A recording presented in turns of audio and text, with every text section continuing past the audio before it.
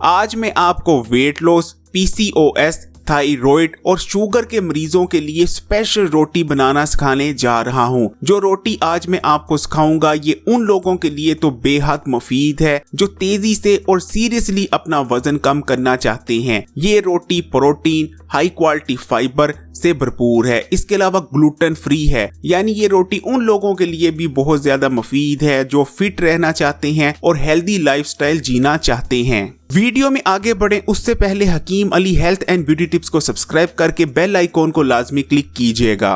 रोटी बनाने के लिए हमने 1 पाव बेसन लिया है। आप अपनी जरूरत के अकॉर्डिंगली बेसन ले सकते हैं, लेकिन यहाँ हम आपको 1 पाव बेसन से बनाना सिखा रहे हैं ताकि आपको एक तनासुब पता चल जाए कि इसमें आपने किस हिसाब से चीजें शामिल करनी है।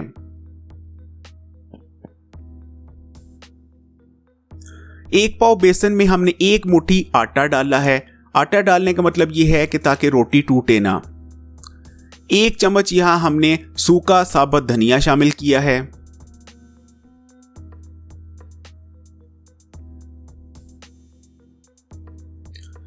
आधी चम्मच लाल मिर्च पाउडर डाला है।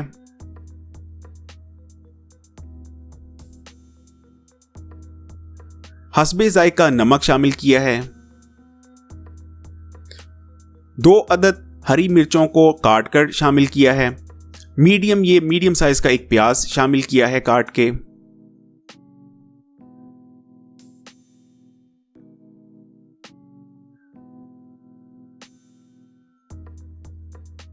और ये हरा धनिया शामिल किया है। अब हम इसको गूंद देंगे। ये देख लीजिए, गूंदने के तरीके को लेकर बहुत सारी लड़कियां कंफ्यूज होती हैं। उनके कमेंट आते हैं कि हमसे जो है बेसन की रोटी का आटा गूंदा नहीं जाता। तो ये देख लीजिए, बहुत आसान है। बहुत सारे लोगों को ये स्टेप बहुत आसान लगेगा, लेकिन बहुत सारे लोगों को यही स्टेप बहुत मुश्किल लगता है। तो ये देख लीजिए, बहुत आराम से आटा गूंदा जा रहा है बेसन का।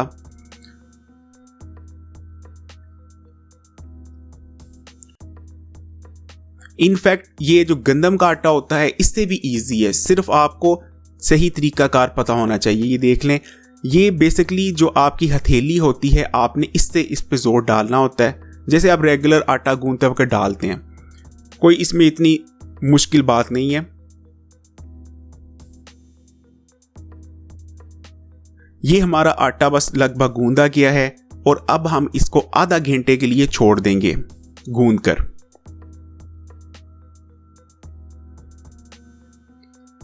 और इसको अब हम सेट होने के लिए आधा घंटा फ्रिज में रख देंगे और आधा घंटे बाद इससे रोटियां तैयार करेंगे।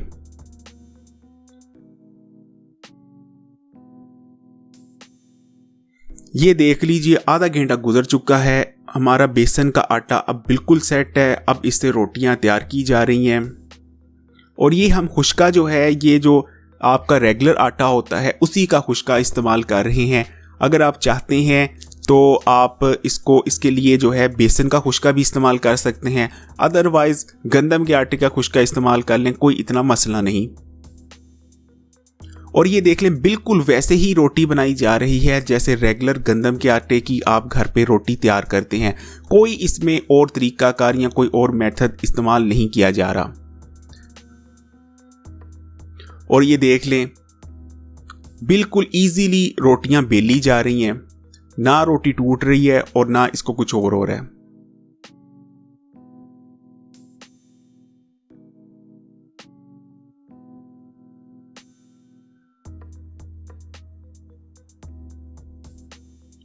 और ये देख ले, माशाल्लाह, ना तो ये मोटी बेली गई है और ना ही इसमें कोई और मसला, और ये बिल्कुल इजीली उठाई भी जा रही है। अक्सर खवातीन कहती हैं कि बेसन की रोटी उठाई नहीं जाती, ये देख लें। और ये हमारी बेसन की रोटी तवे पर जा चुकी है और बिल्कुल आपने वैसे ही पकाना है इसको जैसे आप रेगुलर रोटी को पकाते हैं, गंदम की रोटी को पकाते हैं। ये देख लें, और इसमें हम किसी किस्म का कोई घी या तेल वगैरह इस्तेमाल नहीं कर रहे। ये जस्ट वैसे ही पकेगी जैसी एक सादी गंदम के आटे की रोटी पकती है। बहुत से लोग ये भी कहेंगे कि शायद ये मज़ेदार नहीं लगेगी, लेकिन बिल्कुल ऐसी बात नहीं, ये खाने में भी बहुत ज़्यादा लजीज होगी। इनफैक्ट आप जो गंदम की रोटी खाते हैं उससे 10 गुना ज़्यादा ये आपको टेस्टी लगेगी। और इसको जो स्पेशल खाने का तरीका है अभी आपको वो भी बताते हैं। अगर आप उसी तरीके से खाएंगे तो ये आपको यकीन माने मैं ये कह सकता हूँ कि बेहतरीन लगेगी। और ये देख लें, इसकी लुक देख लें, कितनी शानदार इसकी लुक आ रही, ग्रेस आ रही इस पे। अक्सर लोग समझते हैं शायद बेसन की रोटी घी या तेल के बगैर पक नहीं सकती, लेकिन ये देख लें, शक्ल सूरत इसकी देख लें, बिल्कुल अच्छी तरह ये पक्की हुई है। और इसकी आप लुक ही आपको बता देती है कि कितनी शानदार पक्की है। और ये हमारी बेसन की रोटी पककर तैयार हो चुकी है। और ये दही है, इसमें कुछ शामिल नहीं किया गया, सिर्फ जीरा है और थोड़ा सा नमक शामिल किया गया। और इसके साथ आपने ये रोटी खानी है। इस दही के साथ अगर आप रोटी खाएंगे या आप दही की चटनी भी बना सकते हैं, दही में पुदीना वगैरह भी शामिल कर सकते हैं, लेकिन अगर जीरे वाले दही के साथ आप बेसन की रोटी खाएंगे तो यकीन माने आपका दिल करेगा रोजाना आप बेसन की रोटी दही के साथ खाएं। ट्राई करके देखिएगा। बेसन की रोटी बिना तेल या घी के पक्की हुई और दही के साथ आप खाते हैं, ये कॉम्बिनेशन सुनकर ही आपको पता चलता है कि ये सब कितना हेल्दी है। बेसन प्रोटीन फाइबर से भरपूर होता है। इसके अलावा बेसन में ग्लूटेन नहीं होता, जो कि आइडियल रहता है ना सिर्फ PCOS वालों के लिए, थायराइड के लिए, बल्कि अगर आप वजन कम करना चाहते हैं तो उसके लिए भी बहुत ज्यादा आइडियल है। इस रोटी को आप हरी चटनी के साथ भी खा सकते हैं। अगर आप हरी चटनी बनाना सीखना चाहते हैं तो कमेंट कर दें, वो भी आपको सिखा दी जाएगी। अगर आम रोटी की बात करें तो आम रोटी यानी जो गंदम की रोटी होती है उसको आप किसी न किसी सालन के साथ खाते हो। सालन को तैयार करने के लिए घी भी इस्तेमाल किया गया होता है और भी चीजें इस्तेमाल होती हैं। सालन में भी कैलोरीज होती हैं, लेकिन इस रोटी को खाने के लिए या तो आप हरी चटनी या फिर दही का इस्तेमाल करोगे, यानी आपको उस तरफ से भी कैलोरीज बहुत ज्यादा सेफ होंगी। यानी जो लोग वजन कम करना चाहते हैं अगर वो रेगुलर इस रोटी का इस्तेमाल करते हैं तो आप खुद ही समझ सकते हैं वो बहुत तेजी से अपना वजन कम कर सकते हैं। आपने ये रूटीन पकड़ लेनी है कि दोपहर को आपने कुछ नहीं खाना, सिर्फ इस रोटी का इस्तेमाल करना है दही या हरी चटनी के साथ। फिर देखें 1 महीने में आप कई किलो तक वजन कम कर पाएंगे, वो भी बिना किसी डाइट के या वर्जिश के।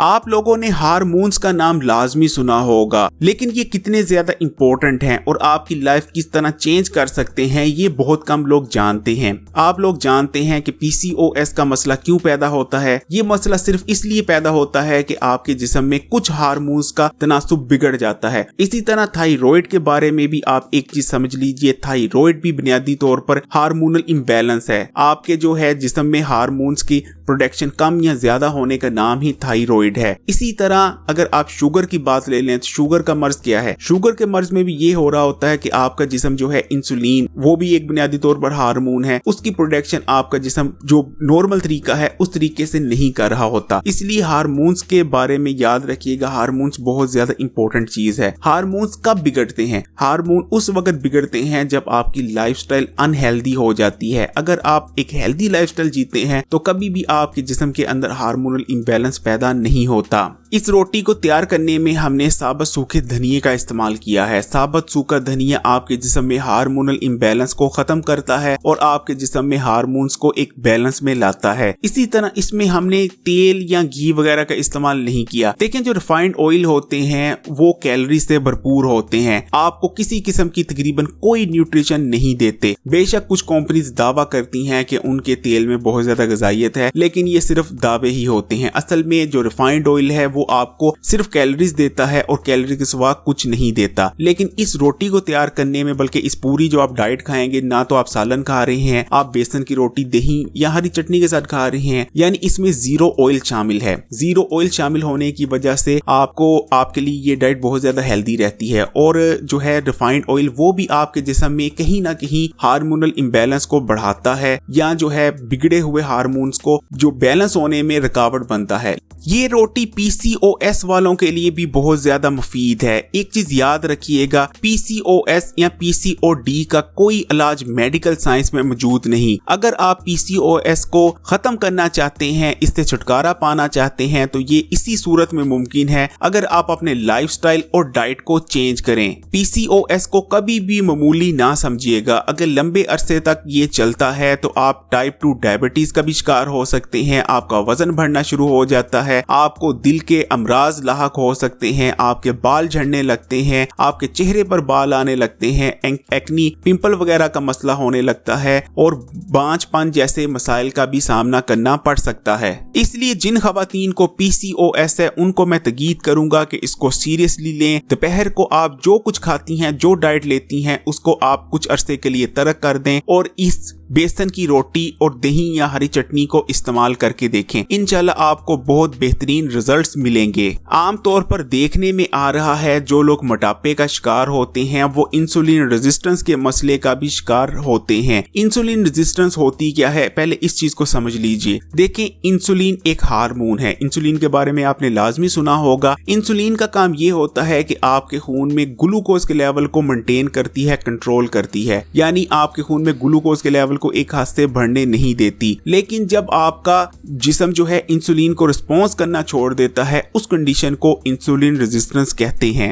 इंसुलिन रेजिस्टेंस के चलते आप वजन कम नहीं कर पाते। लेकिन अगर आप इस बेसन की रोटी और दही वगैरह का इस्तेमाल करते हैं, इस किस्म की डाइट का इस्तेमाल करते हैं जो आपके खून में फौरी तौर पर ग्लूकोज के लेवल को नहीं बढ़ाती और आहिस्ता आहिस्ता हजम होती है, तो ऐसी खुराक आपको इंसुलिन रेजिस्टेंस जैसे मसले से छुटकारा पाने में बहुत ज्यादा मददगार साबित हो सकती है। अगर आप थोड़ा सा गौर करते हैं तो आपको पता चलेगा, मोटापा हो, शुगर का मर्ज हो, PCOS का मसला हो, थायराइड हो, ये तमाम मसले एक दूसरे से कनेक्टेड हैं। जो लोग मोटे होते हैं आमतौर पर उनको शुगर का मर्ज होने का भी बहुत ज्यादा खतरा होता है और आमतौर पर मोटे लोग ही शुगर के मरीज बनते हैं। ये जितने भी आपको मसले गिनवाए हैं, ये मसले आमतौर पर सिर्फ इसीलिए पैदा होते हैं कि आपकी जो लाइफस्टाइल होती है वो बहुत ज्यादा अनहेल्दी होती है। चाहे फिर मोटापा हो, PCOS हो, थायराइड हो, ये तमाम मसले जो हैं आपके लाइफस्टाइल की खराबी की वजह से ही पैदा होते हैं। इसलिए आप अपनी लाइफस्टाइल को ठीक करें, आप अपनी डाइट को ठीक करें, ये मसले खुद ब खुद सोल्व होने लग जाते हैं। इस वीडियो को लाइक करें, शेयर करें और अगर अभी तक Hakeem Ali health and beauty tips को सब्सक्राइब नहीं किया तो इस चैनल को सब्सक्राइब करके बेल आइकॉन को लाजमी क्लिक कीजिएगा। अदरवाइज नई आने वाली वीडियोस की नोटिफिकेशन आपको नहीं मिल पाएगी।